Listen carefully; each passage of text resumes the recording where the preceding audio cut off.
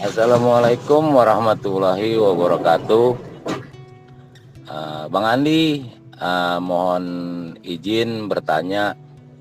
Ini juga buat pelajaran saya pribadi. Mohon kesediaannya untuk menjawab pertanyaan mengenali iblis dalam diri. Itu sontak hati saya ingin bertanya seperti itu. Apakah kita merasa benar dan merasa ingin diakui, merasa paling bisa, apakah itu juga termasuk ciri-ciri dari sifat iblis itu sendiri gitu Bang? Jadi mohon kesediaan Bang Andi untuk menjabarkan istilah iblis, kenali iblis di dalam diri. Makasih Bang Andi. Assalamualaikum warahmatullahi wabarakatuh. Waalaikumsalam warahmatullahi wabarakatuh. Alhamdulillah, ini kok pertanyaannya copy paste terus nih. Pahit ya kan. Jadi gini ya, wilayah ini kita hati-hati, jangan sampai nanti ada yang tersinggung ya kan, tersinggung maksudnya.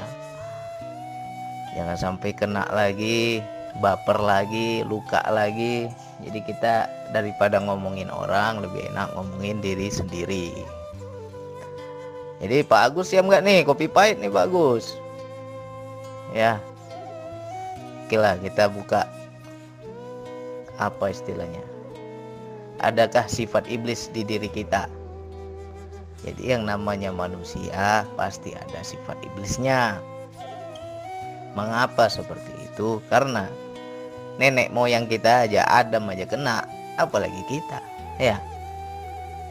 Itu sudah sunatullah. Adam aja goyang, apalagi kita. Jadi bagaimanakah sifat-sifat iblis di diri? Ya kita belajar lagi di Al-Quran. Saya jujur aja nggak hafal Al-Quran, cuma pernah baca. Bunyinya begini. Ketika Nabi Adam setelah sempurna bentuknya, maka disuruhlah sujud para malaikat dan iblis. Malaikat sujud, iblis tak mau sujud. Kenapa dia tak mau sujud? Dia bilang, bagaimana mungkin aku akan sujud, sedangkan engkau ciptakan aku dari api, sedangkan Adam dari tanah. Nah, jadi apabila terjadi itu seperti kita, maka itu sifat iblis, yaitu merasa lebih baik daripada orang lain. Iblis tak mau sujud karena dia melihat zahir, bukan melihat yang batin. Dia lihat Adam itu dari tanah, aku lebih mulia dari api. Jadi aku tak mau sujud sama yang hina ya. Jadi begitu. Apakah itu ada di diri kita? Ada. Rasa memiliki itu, itulah iblis. Nah ini halus nih, rasa memiliki. Mungkin kita gak pernah salah nih Pak Agus. Aku gak salah, aku gak ada nyakitin orang, tapi kok aku disakitin. Aku sudah benar, tapi kok aku disalah-salahin. Itu juga merasa benar. Ketika kita merasa di posisi yang benar, itu juga iblis. Ya, pernah saya rasakan. Saya nggak salah, tapi saya disalahin sama orang. Saya nggak merasa melakukan kesalahan, tapi kok saya disalah-salahin. Saya nggak pernah kasar sama orang, kok saya dicaci maki. Saya mengajarkan yang lurus, tapi dianggap saya mengajarkan yang sesat. Akhirnya ego terpancing. Itulah iblis. Dia membisikkan, kau benar nih, kau nggak salah nih, kau benar nih. Akhirnya kita memperjuangkan kebenaran kita. Yang namanya yang benar, yang hak, nggak perlu kita perjuangkan. Ketika kita merasa benar dan kita memperjuangkan kebenaran itu, maka yang hak itu telah bercampur dengan ego kita. Kalau hak sudah benar, itu tak perlu lagi kita perjuangkan. Allah sendiri yang menunjukkan ini benar, ini salah, kamu di posisi yang benar. Allah sendiri akan menunjukkan, nggak perlu kita bela diri.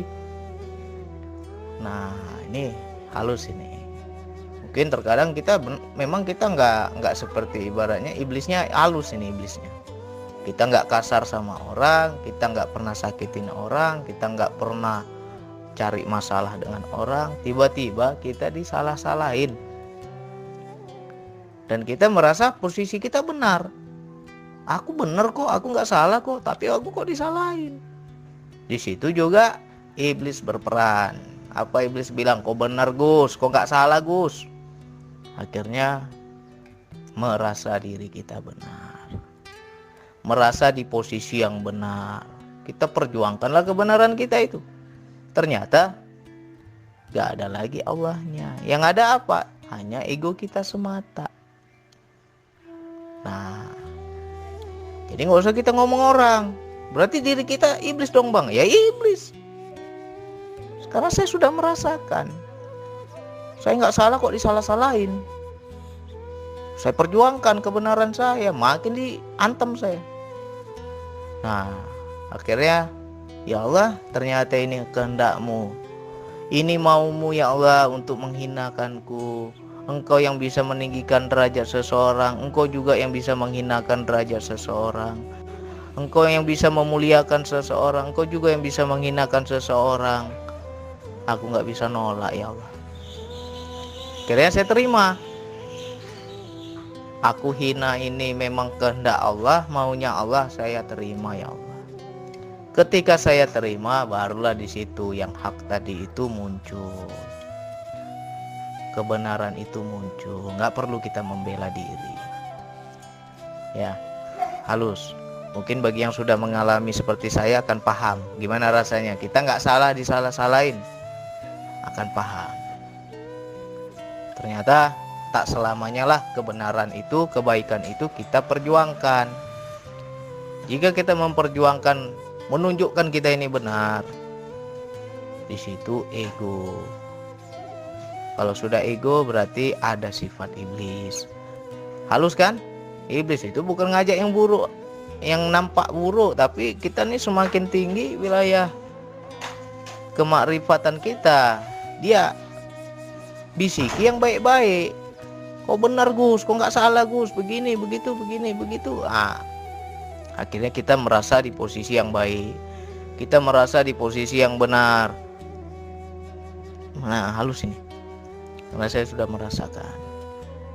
Jadi kita belajarlah dari pengalaman, belajar dari perjalanan hidup. Gak usah kita melihat orang lain. Bagaimana mereka terserah, mereka mau gimana terserah. Gimana kita nyaman gak kita dalam menuju ke Allah nih gimana? Ya, ketika merasa, ini makna merasa memiliki ini bahaya. Merasa pintar, sombong kita. Merasa kuat, merasa mampu, wah, congkak kita. Merasa memberi, merasa benar. Nah, ini yang merasa benar ini yang bahaya. Kita benar, kita nggak salah, disalah-salahin. Akhirnya timbullah keakuan. Aku benar kok, aku nggak salah kok. Tapi kalau kita nggak siap menerima itu, bantingan Allah akan lebih kuat. Bagaimana caranya menghindari tekanan-tekanan, bantingan-bantingan Allah? Intinya menerima. Ya. Sudah menjadi kodrat manusia, maunya yang enak-enak. Apa contohnya yang enak-enak? Makan mau enak, tidur mau enak, apa-apa mau enak, nggak mau kita yang buruk-buruk. Itu lemahnya jasad ini, ya. Jadi letaknya nafsu, ego segala macam itu di jasad. Contoh kita tidur, lepas kita dari jasad, ada nggak mau ini mau itu?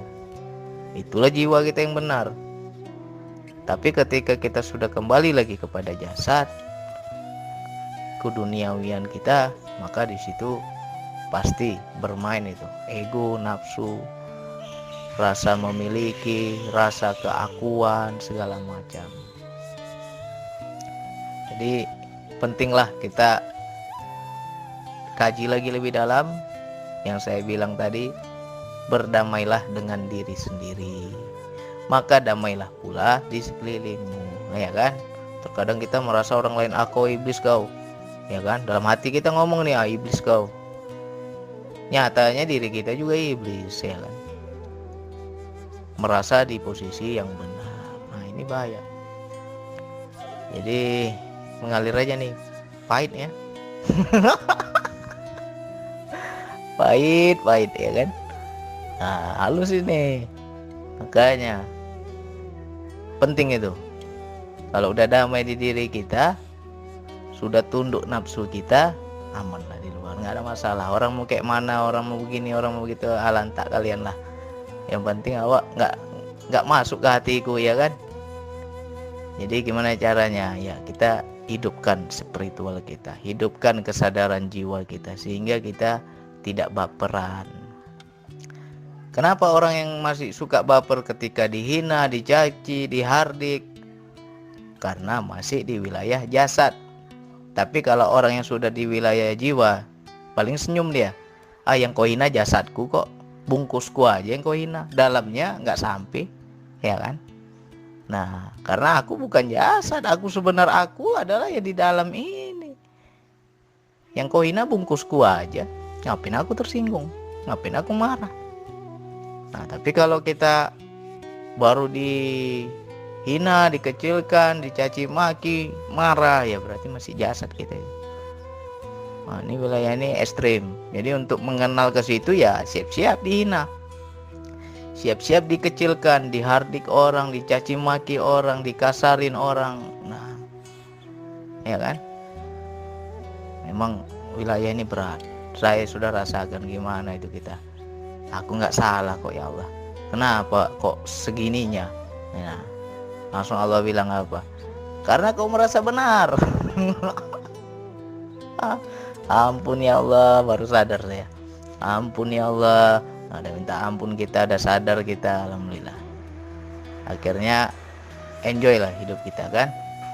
Jadi ini untuk teman-teman semua, mari kita kaji lagi, bahas lagi, sering-sering kita buka ini wilayah hati, wilayah jiwa. Ya. Kenalilah di dalam diri kita ini, banyak di dalam diri kita ini. Jangan hanya kita ngomong kenal diri, kenal Allah, kenal diri, kenal Allah. Nafsu aja kita nggak kenal. Padahal itu diri juga, bagian dari diri. Ego nggak kenal. Nah, kenali satu-satu. Oke, sekian dari saya. Wassalamualaikum warahmatullahi wabarakatuh.